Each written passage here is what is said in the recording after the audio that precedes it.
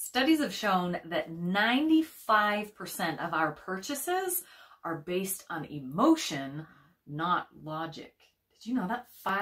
That's a huge... 5%. I knew it was sort of related. I mean, you know. Yeah. But that's a huge 95%. 95%. Which speaks volumes about marketing and what they're actually achieving based on digging into your emotions. We want to talk about emotions versus logic today on the HomeBod Podcast. Welcome to episode 2. I guess it's really kind of episode 3, isn't it? Yeah. We did our introduction of the HomeBod Podcast, where we help get your home, your head, and your health happy. When we talk about being successful, we cannot ignore the statistics of emotion versus logic. So really quick history lesson here. Okay. So think back to like Little House on the Prairie days. Did you ever read those books? Yes. Okay, so if you were lucky enough to be close to town, you had the option of shopping at the general store. If you didn't, or for the majority of the time, anything that you needed, what did you do for it? You had to wait and trade with someone that came by, right? Yeah, you could trade. Uh-huh. You could make it yourself. Or you just went without. You just didn't have it, right? And then if you were close enough to the store where you could go in 3 or 4 times a year to actually buy from the store, all the store had to do to say, hey, this is what we've got, is put a sign in the window, right? Right. Hey, we've got fabric. Hey, we've got sugar. Soap. Yeah. We've got sugar. So just write the word sugar on a board and stick it in the window, and you knew, oh, they have sugar today. I can go in and buy some or trade for it. Okay, now fast forward another 100 years to pre-World Wars. Okay. And we're starting to be able to have mass production, mass distribution, and sustainable, preservable goods. Ways to store it all, yeah. So now you have lots of companies saying, hey, we can mass distribute this to lots of people. So now we have lots of companies making the same thing. Now all of a sudden, hey, look how many companies are making and selling soap. And we're getting into, you know, if we get into the 1930s and 40s, we have radio and the beginning of TV advertising. Right. So now we're getting into the differentiation between, hey, you know what, I'm not just soap, I'm a moisturizing soap. Or my soap smells really good. Or whatever the differentiation is, now there's a difference between what's out there, and that's what we're going to target. Now, nowadays, fast forward another 100, 150 years, what do we do now for our marketing? It's all about the experience. Look at your man. Now look back at me. Look at your man. I'm on a horse. Like, what is the experience? Exactly. I just heard somebody else on another podcast talking about their experience with Noom. It's a new app of like fitness tracking. Super simple. But it was all about the experience. Oh my gosh, did you get on? And it was this, and it was all inclusive, and it was that, and it was an You know what? I think I heard something about that too in the same, and it was the same app and the same thing, and they were talking about how the person like messages you back and all these crazy things and makes you feel, and I'm going to be your personal whatever. Yeah. Yeah. So look at the evolution that we've gone through. We've gone from just basic logic. Hey, they have soap. They have sugar. I can go buy it. Right. To, hey, there's a difference between theirs and mine. To all of a sudden now it's all about the emotion. It's all about the experience. It's all about, I mean, heaven's sakes, look at those. Watch any Super Bowl ad and tell me the successful ones don't get you. They get you. Somewhere. They get you in the feels. All in the feels. They either make you laugh or they make you cry. But everything that you do is based on emotion. And so 95% of our purchases are based on emotion, not logic. Now, what does that mean for our stuff in our house?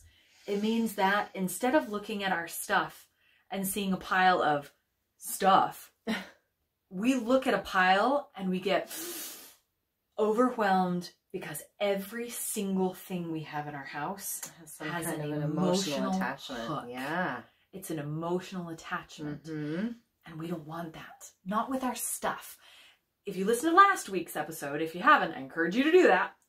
If you go listen to last week's episode, We talked about how you have to be the magic in your own space.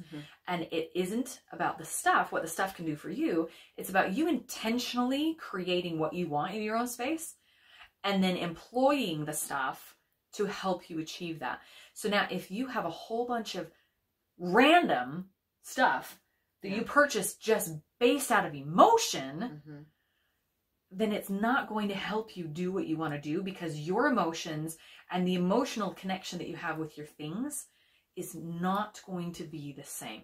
It's dragging you down. Right? You walk in and you're like, ugh, I bought that, but I didn't really want it. And I bought that and I didn't want to buy it. But I can't get rid of it because I spent money on it. I spent money on it. Yeah. And it was supposed to be the be all end all. It was supposed to fix all my problems.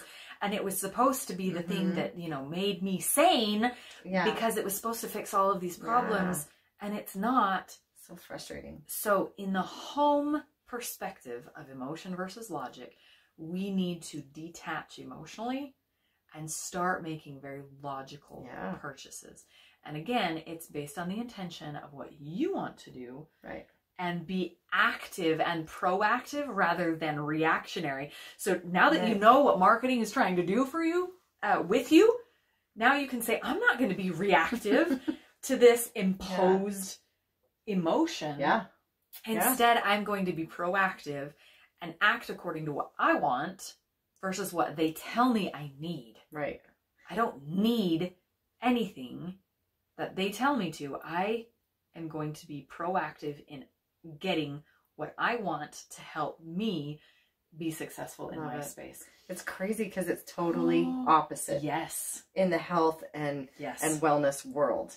We need our emotions to motivate us, because logically we all know what we should and shouldn't do. I've not ever met anybody who truly believes that smoking is good for you. No. I have not ever met, I've met a lot of people who have said to me, I know I shouldn't, but I... ...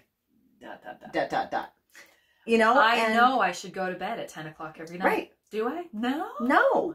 Because you need to emotionally want it. So if you think of something that you just really want it so badly. For example, you really want to change how you feel when you get out of bed in the morning. You don't want to be tired. You want to wake up with energy. You want to feel good when you put your clothes on. That invokes a really positive, I want to feel that. And when you have that as your goal, that feeling as your goal, nothing's going to stop you. Not your alarm didn't go off, or your toe hurts today, or you got a headache, because you are emotionally driven, just like you were emotionally driven to make that purchase. You're emotionally driven to feel the way you want to feel. So the only way to really achieve what you want to achieve is to choose something that creates that feeling. So if you, for example, you know, you want to lose weight, you don't want to lose weight. You want to feel something. So you have to drill down and figure out how you want to feel. How do I want to feel? What is my reason? What is my why? That's a big trendy thing now. What's your why? But truly, what is your why? Why do you want to lose 20 pounds? If you want to lose 20 pounds because your friend or your spouse or someone told you you should, you're not going to lose that 20 pounds. No. Not ever. Because it's not up to them. It's not up to them. Their action. And you don't truly feel like you want it. You logically go, yeah, I probably should. I probably should. And you might even tell them, yeah, I want to. But do you really, really want to? Well, and what I see when somebody else, when I say, oh, you know, I want to lose weight so that my husband, you know, then all of a sudden, instead of me wanting it, it turns into an I have to. Yes. I have to go to the gym. Yes. I have to say no to dessert. I have to. Yes. And that tells our brains that we're doing something that isn't necessarily our choice. Right. Yeah. It's absolutely. It's a negative emotion. If your goal is not in your heart, if it's just in your mind, you're not going to get there. You're just not. So you've got to find a way to get it out of your mind. Maybe it's been in your mind. Maybe you're someone who has struggled for a really long time with your health, and you've tried and you've tried and you really do want it. You're like, no, I want it. It's just not working. I want to challenge you to focus on the feeling that you'll have. Is it that you can ride bikes with your kids around the block and you're not huffing and puffing? Or that you can hike a flight of stairs and not be sweating and winded when you get there? Is it that you simply want to be able to get up and down off the floor when you play with your kids without aches and pains and, you know, difficulty? Those feelings of, man, that would feel amazing. That's what you key in on. And then you can do whatever you want. But if you just think you should or think you want to, and there's no emotion attached to it, you're not going to make that decision, and you're not going to commit 100% of the way. Exactly. You're just not. And it's such an interesting dichotomy. Mm-hmm. And so what Heather and I want you to do this week for your homework is figure out what emotionally drives you, both in your home and in your health. Yeah. So even if you need to sit down, I would encourage you to sit down and think, okay, at the top of your paper, write health and write home, and write down all of the emotions that you feel in both of those places. Yeah. And say, okay, you know, positive or negative, I don't care which they are. Yeah. Where do the emotions come into play? And where does the logic come into play? Is there even logic behind your choices with your home and your health? So sit down this week and make a list of all the emotional ties that you have in your home and all the emotional ties that you have in your health. And what I want you to do is start removing the emotion from your home that doesn't revolve around you. So any emotion tied to your stuff, and start shifting that emotion towards the places that you need it. You need it in making positive changes in your health. Yes. And if you can detach emotionally from the stuff in your home, yes, you will also start to make positive changes in your home. Yes.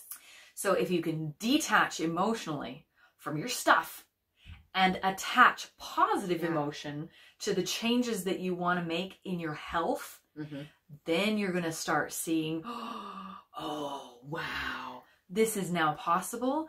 Now I want to start actually making these changes. You know what, though? I can hear them arguing. I can hear that. Well, but so first of all, if you're like, I don't even know how I feel. I don't even know. You need to sit down and you need to be quiet. You need to be in a quiet place. Sit in your closet. Lock the door. Tell your kids that you're throwing up. I don't care. Go in the bathroom and lock the door. Put some headphones in if you need to, if you've got a noisy house. Or go sit in your car, in the garage, and don't let anyone know you're there. And just sit quietly with your thoughts. The emotions will surface. Yeah. But you have to be quiet, and you have to turn off everything. You can't be texting and listening to music and listening to podcasts. Just push pause. Just pause for a minute and just sit with the quiet and your thoughts. And then it will come, because sometimes that's just an overwhelming proposition in and of itself to figure out what you even want. And I think the irony to secluding yourself is that as you sit quietly, you're going to start thinking of all the ticker tape that's going on through the back of your head saying, I should be doing this right now. I need to be doing this. I wish I had my phone right now. I wish I had.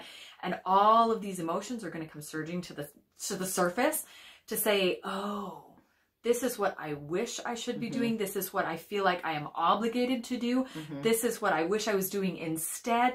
And you're going to start tapping into those emotions simply by sitting down and secluding yourself. Right. So just make sure that you make those two lists between here's my home, here's my health, here are the emotional ties, positive or negative. Here are the emotional ties that I have with both.